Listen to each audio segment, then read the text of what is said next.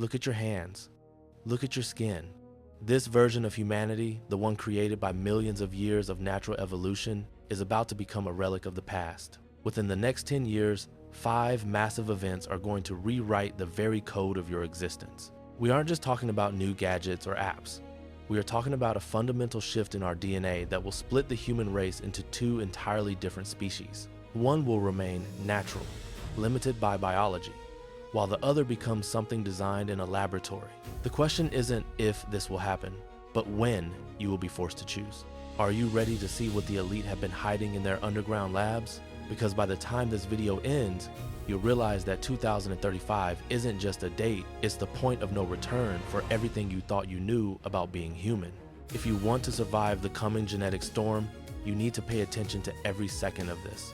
Before we dive into the dark secrets of the laboratory, make sure to hit that like button and subscribe, because the world you were born into is already disappearing.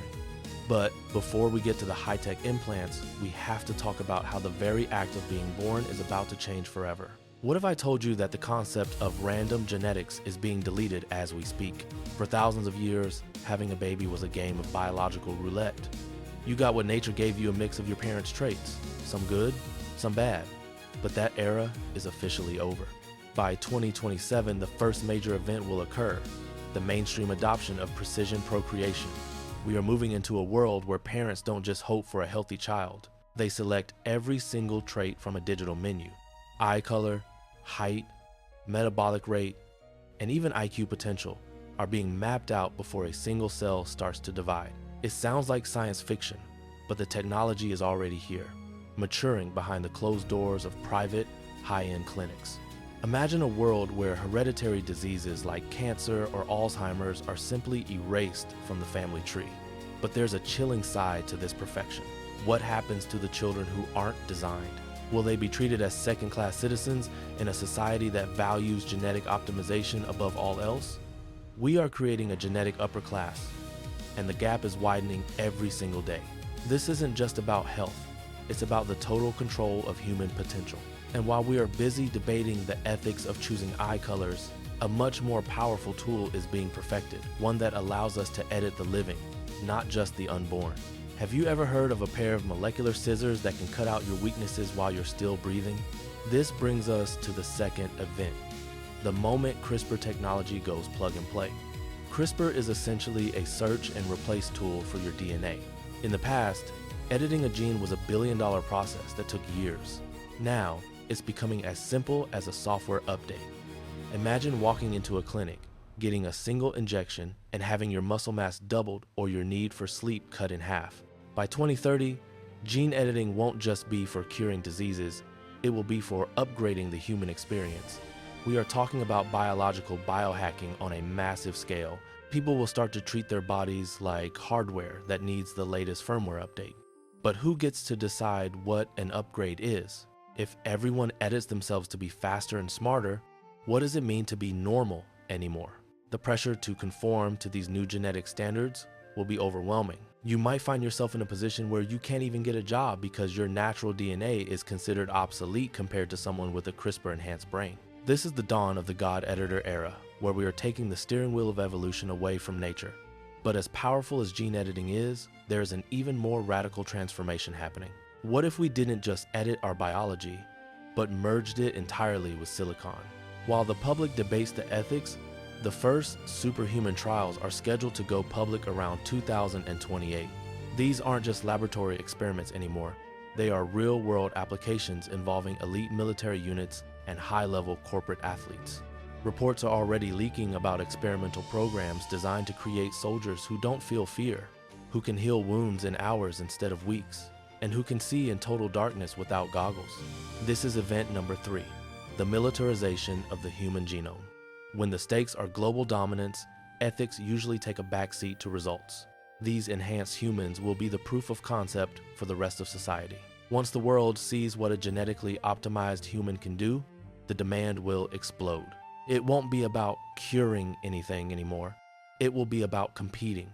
If your neighbor's child is genetically engineered to never get tired and to speak 5 languages by age 6, can you really afford to let your child remain natural? The social contract is about to be shredded by biological superiority. But the most terrifying part isn't what we are adding to our DNA, it's what we are connecting it to. The boundary between your thoughts and the digital world is about to disappear entirely. This leads us to the fourth event, and perhaps the most invasive: the integration of silicon DNA through brain-computer interfaces like Neuralink. Within the next decade, we will stop using our thumbs to interact with technology and start using our neurons. This isn't just a fancy headband. It's a direct link between your biological brain and the global cloud. We are talking about the ability to download knowledge directly into your cortex or to communicate with others through electronic telepathy. At this point, the definition of DNA expands. It's no longer just ATCG, it's 0 seconds and 1 second.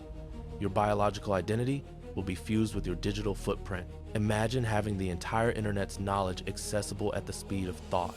But ask yourself this: if your brain is connected to the cloud, who owns your thoughts? Could a corporation delete a memory? Could a hacker install a belief? We are trading our cognitive privacy for godlike abilities, and most people will make that trade without thinking twice. But as we merge with machines, we face a new kind of crisis, a divide so deep it might end the human race as we know it. Are you ready to find out how the elite gene gap will create a world of masters and servants? The most dangerous thing about the genetic revolution isn't the technology itself, it's the price tag. We are approaching event number 5, the birth of a biological caste system. Historically, the gap between the rich and the poor was about bank accounts and real estate. In the next 10 years, it will be about the quality of your DNA. While the average person struggles with hereditary diseases and natural aging, the ultra-wealthy will be purchasing genetic immunity. They will be taller, smarter, and physically faster, not because of hard work, but because they could afford the premium edit package. This isn't just a theory, it's a looming social catastrophe. Imagine a world where the elite don't just live in better houses, they live in better bodies. They will literally be a different species, looking down on the naturals as biological fossils. This elite gene gap will create a divide so deep that democracy as we know it might become impossible. How do you maintain equality when one group is biologically superior in every measurable way? If you find this disturbing, leave a comment below. Do you think genetic editing should be a human right or a luxury for the rich? But wait, it gets even more surreal. The elite aren't just looking to be better, they are looking to be permanent. What happens when your internal organs never wear out because they were grown in a lab specifically for your DNA? Welcome to the third major event of the decade, the rise of synthetic biology and personalized organ printing. We are moving away from the era of organ donors and waiting lists. By 2032, if your heart starts to fail or your liver gives up, doctors won't look for a match, they will simply print a new one using your own genetic code. These synthetic organs will be optimized, stronger, and completely immune to rejection because they share your exact DNA. It's the ultimate spare part shop for the human body. This technology promises to end the tragedy of organ failure forever. But there is a darker implication. When every part of you can be replaced, like a component in a car, what is the limit to your lifespan? We are essentially becoming biological machines that can be repaired indefinitely. This isn't just about survival. It's about redefining the expiration date of a human being. We are moving toward a state of functional immortality. But even if you replace every organ, there's still one piece of code that controls everything, the code that tells your cells to grow old and die. What if we could finally hack that specific line of DNA? Scientists have long viewed aging as an inevitable part of life, but the new guard of geneticists sees it as a disease, one that can be cured. This is the 7th chapter of our transformation, the death of aging. Within the next decade, we will identify the specific longevity genes that control cellular decay. By using advanced CRISPR techniques and cellular reprogramming, we are learning how to reset the biological clock. Imagine living to be 150 or 200 years old while maintaining the physical vitality of a 30-year-old. This would fundamentally change every aspect of society, from retirement and marriage to the very way we perceive time. If death is no longer a certainty, does life lose its meaning? We are on the verge of unplugging the countdown timer inside our cells. However, this power comes with a heavy price. As we extend our lives and upgrade our bodies, we start to lose the very things that make us us. We are trading our mortality for a version of existence that feels increasingly artificial. Are we still the same people, or have we become something else entirely? This leads us to a question that the scientists in the labs are too afraid to ask, the ultimate ethical nightmare. We have reached the point where our technical ability has far outpaced our moral wisdom. This is the ethical nightmare. As we rewrite our DNA, we are essentially playing God with our own blueprint. If you can change your personality, your intelligence, and your physical form with a single injection, where does the original you end? We are witnessing the death of the soul in the pursuit of perfection. This isn't just about biological changes. It's about the loss of human identity.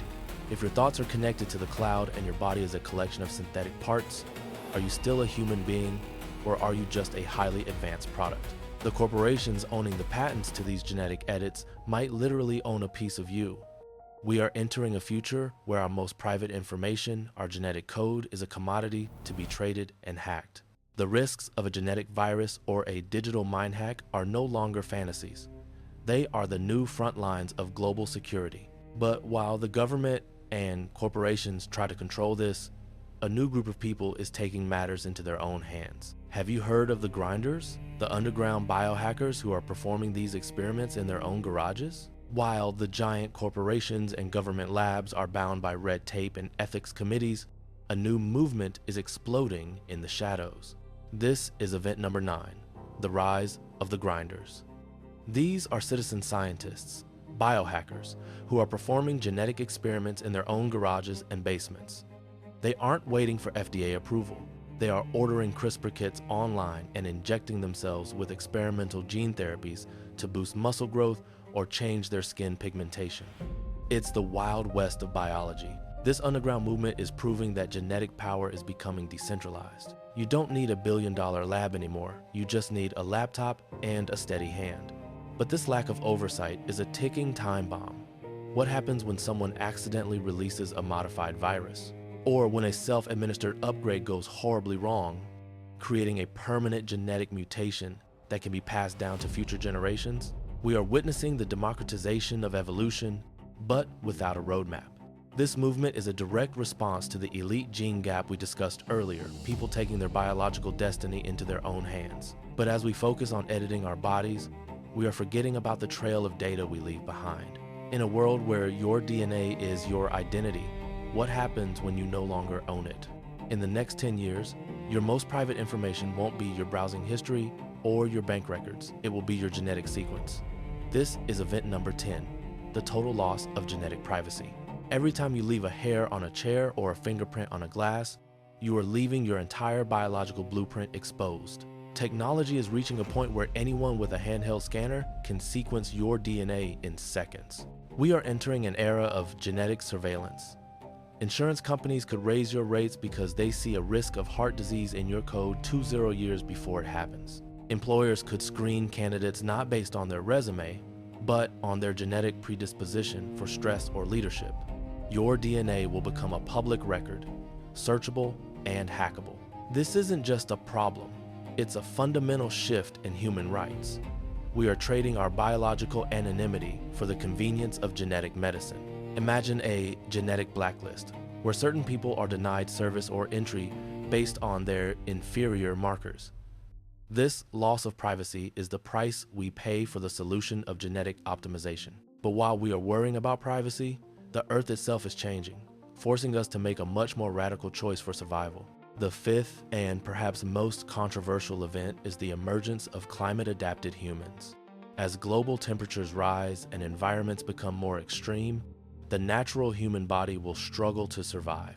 Scientists are already discussing environmental engineering of the human genome. This means editing our DNA to make us more resistant to heat, more efficient at processing water, or even capable of filtering toxins from the air through our lungs. We are talking about becoming a species that is literally built for a changing planet. This goes beyond enhancement, it's about survival. Imagine children being born with skin that can withstand intense UV radiation, or lungs that can breathe in high CO2 environments. It sounds like the plot of a dystopian movie, but for those in power, it's a logical solution to a global crisis. We are no longer waiting for the environment to adapt to us. We are adapting ourselves to the environment. This raises a terrifying question. If we change ourselves to survive a broken planet, do we lose our connection to the world that created us? We are becoming aliens on our own Earth, and yet there are things happening in the background that are even more secretive than climate adaptation. Beyond the public announcements and scientific journals, there's a layer of forbidden science that mainstream media refuses to touch. This is the chapter where we look at the rumors leaking from the highest levels of military and corporate intelligence. There are whispers of de-extinction projects, not just for mammoths, but for ancient human cousins like Neanderthals, whose DNA might hold the key to physical resilience we've lost.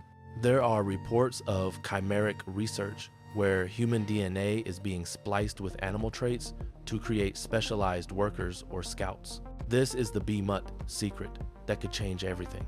Why is this being kept from us? Because the implications are too massive for the public to process. If we can mix and match DNA from different species, the very definition of human is deleted. We are entering a post-human era where biology is just another building block, like Lego. The goal isn't just to improve humanity, it's to replace it with something more efficient. We are standing on the edge of a 2035 deadline that will mark the end of the human race as we know it. Are you ready for the final warning? Because the clock is ticking, and the choice you make in the next few years will define your family's bloodline forever. Why 2035? Why is this specific year the event horizon for our species? It's because 2035 is the projected intersection point where genetic editing, artificial intelligence, and quantum computing fully converge. We are calling it the biological singularity. Before this date, these technologies were developing in silos. After 2035, they become a single, self-evolving system. This is the moment when the open loop we started at the beginning of this video finally closes. By this year, the first generation of designer babies will be entering the workforce, and the first Neuralink integrated humans will be fully connected to a global AI mind. If you haven't upgraded your DNA or your brain by then, the gap between you and the enhanced will be so vast that communication might become impossible. You will be living in the same world, but in two entirely different realities. This is the deadline because beyond this point, natural evolution will be too slow to ever catch up. We are looking at a permanent split in the human family tree. The choices made by governments and corporations in the next decade are setting the stage for the next 1,000 years of human history. But the most important choice isn't theirs, it's yours. We've traveled from the end of random births to the death of aging and the birth of a silicon-based identity. This is the heart of the story. We are the last generation of natural humans. Every piece of data, every scientific breakthrough we've discussed today points to one inevitable truth. The definition of being human is being deleted and rewritten. This video wasn't just to shock you, it was to wake you up. You need to start thinking about your genetic legacy now. How will you protect your privacy? How will you navigate a world where your biology is a commodity? As we close this chapter, remember that while we can edit our DNA, we must never lose the soul that makes us capable of love, empathy, and connection. Don't let the flash of new technology blind you to the value of your natural existence. If you found this journey into the future important, please subscribe to the channel and like this video to help spread this warning to others. Your support allows us to keep digging into the truths they don't want you to see. The future is coming faster than you think. 2035 is just around the corner. Will you be ready to evolve, or will you be left behind in the dust of history? The choice is in your hands and your DNA.